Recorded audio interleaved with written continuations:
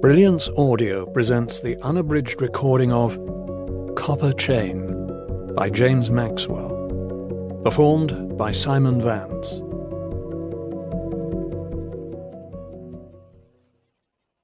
For my wife, Alicia, with all my love.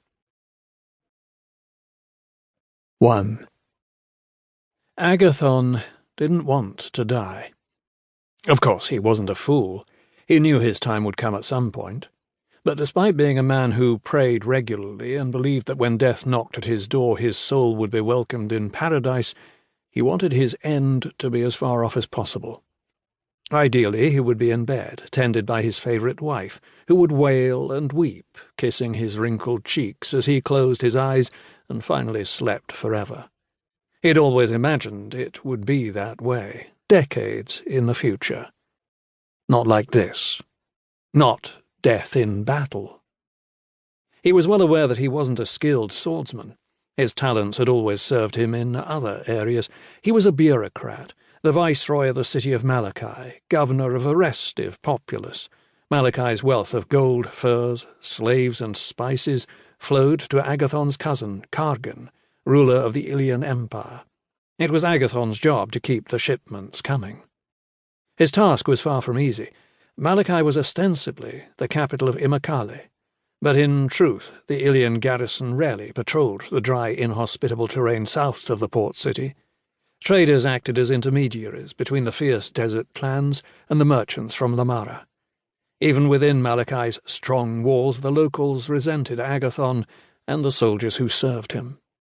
But until recently he had taken pride in his achievements, pacifying unrest, pitting the desert traders against each other, sending fat-bellied ships back home with their holds full of manacled slaves and ingots of gleaming gold. Then the situation changed. It began with a rumour. The tribesmen of the south were massing under a new leader, a man who promised to liberate Malakai and unshackle the city's population from the Ilian yoke.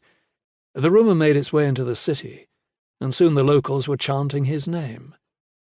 Palemon. All through winter the sense of anticipation grew. There were riots in the streets, quickly stamped down by the garrison but becoming more and more unmanageable. Palemon was always spoken of, but never seen. They said he was pale-skinned and that he commanded more than 100 tall warriors, men who wore strange armour of steel links and carried huge swords and axes. A dozen mysterious foreigners in robes travelled with them, carrying staffs that could banish darkness with a spoken word.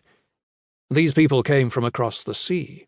They were from the lost nation of Aleuthea, destined to reclaim Malakai, for it was the Aleutheans who built the city long ago, and now they wanted it back. Then, when spring came, Agathon's scouts raced back to tell him that there was a large force advancing on the city. The force wasn't as big as he'd originally feared, less than 1,000 strong. A decade ago, before Agathon's time, the clans had rallied and 4,000 tribesmen with wooden spears and tall bows had assaulted Malakai and been soundly defeated. The desert men were fierce, but their weapons, not to mention their discipline, made them no match for Ilia's trained soldiers. Wrapped in cloth to ward off the sun's rays, they would face trained swordsmen wearing leather armour and holding triangular shields linked closely together. The city's garrison was far larger than it had been 10 years ago. They now had twice their enemies' numbers, as well as the strength of the city walls. Nonetheless, Agathon was afraid. The foreigners were an unknown element. The city was primed for revolt, and in battle, someone always died. Agathon was smart enough to know that the first casualties would be those most fearful, the fighters with little experience, people like him. Standing on the city walls, Agathon clasped his shaking hands together, casting a swift glance at General Duma to see if the veteran soldier had noticed. But everyone, including Duma, was gazing at the flat, yellow horizon, where the enemy had gathered like a thin line of distant trees.